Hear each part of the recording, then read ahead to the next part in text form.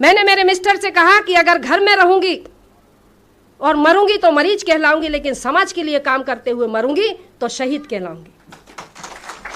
आज समाज के लिए काम करने का, समाज को, ये अधिकार वंचित समाज को जागरूक करने का मैं काम करती हूं। अभी आपने देखा होगा आदिवासियों ने, हमारा आदिवासी समाज ने रावण दहन के पुतले का विरोध किया। एक भी सपोला बाहर निकला देखा आपने? चुटैया वाला निकला बाहर? नहीं निकला। रावण का दहन क्यों? जब रावण के दहन के लिए जब पूरे भारत में आवेदन लग गए तो एक भी सांप बाहर नहीं निकला कि नहीं रावण का दहन क्यों नहीं करने दोगे। क्योंकि वो जानते हैं कि अगर रावण के दहन पर अगर हमने प्रतिबंध लगा, मतलब उसको खोलने की बात करी, तो मैं भी कमजोर नहीं हूं। मेरा सवाल पहले से ही मैंने तैयार करके रखे। मैंने सभी संगठनों को लिख करके दे दिया कि अगर आपके ऊपर कोई डबल FIR करता है कि रावण के दहन होना चाहिए, तो मैंने कहा सबसे पहले उससे पूछना कि अगर रावण का दहन एक स्त्री के हरण के लिए किया जाता है तो सबसे पहला अदालत में जजों के सामने, हाई कोर्ट का जज हो या सुप्रीम कोर्ट का जज हो, कहना कि इंद्रदेव ने ऋषि गौतम की पत्नी अहिल्या के साथ बलात्कार किया, उसका अपहरण किया, उसका दहन क्यों नहीं? राजा पांडु ने माद्री के साथ बलात्कार किया, उसका दहन क्यों नहीं? ऋषि पाराशर ने केवट की बेटी सत्यवती को भगा करके ले गया और उसका बलात्कार किया, उसका दहन क्यों नहीं? बृहस्पति की पत्नी तारा का हरण वन मंत्री चंद्र ने किया। ये मैं नहीं कह रही हूं, उनके धर्मशास्त्र कह रहे जो उनके बाप दादों ने लिखे।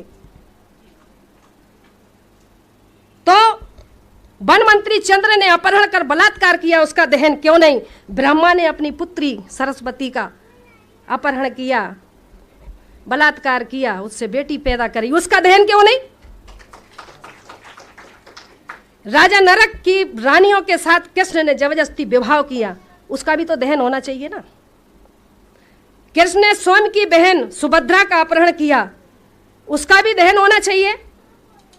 कृष्ण, अब आप सोचते होंगे कृष्ण और राधा का संबंध क्या है? राधा कृष्ण की मामी है उनके धर्म के अनुसार। अगर कोई भांजा मामी के साथ रंग रलियां मनाएगा तो क्या कोई छोड़ेगा? उसका भी दहन होना चाहिए।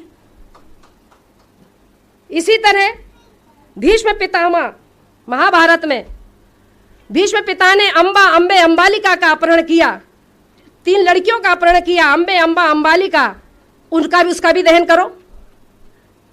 रावण का दहन करेंगे क्योंकि वो अनार था, वो हमारा मूल निवासी राजा था, उसको कहते हैं ब्राह्मण है।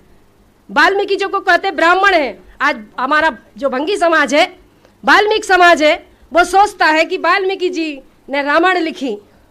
अगर रामायण लिखी तो सुंदरकांड के दोहा क्रमांक 58 में यह क्यों लिखा कि ढोल गवार शूद्र पशु नारी सकल तारणा के अधिकारी? क्यों लिखा?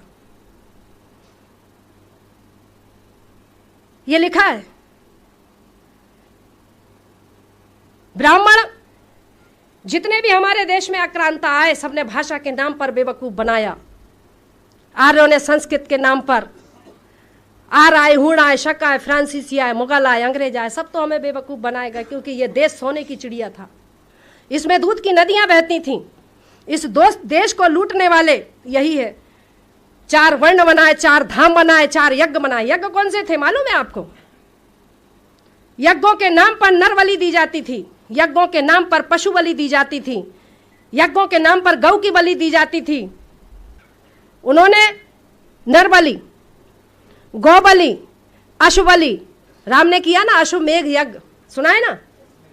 अश्वमेघ यज्ञ, नर बलि, पशु बलि, अश्व बलि और कन्या बलि, ये बलियां दी जाती थी।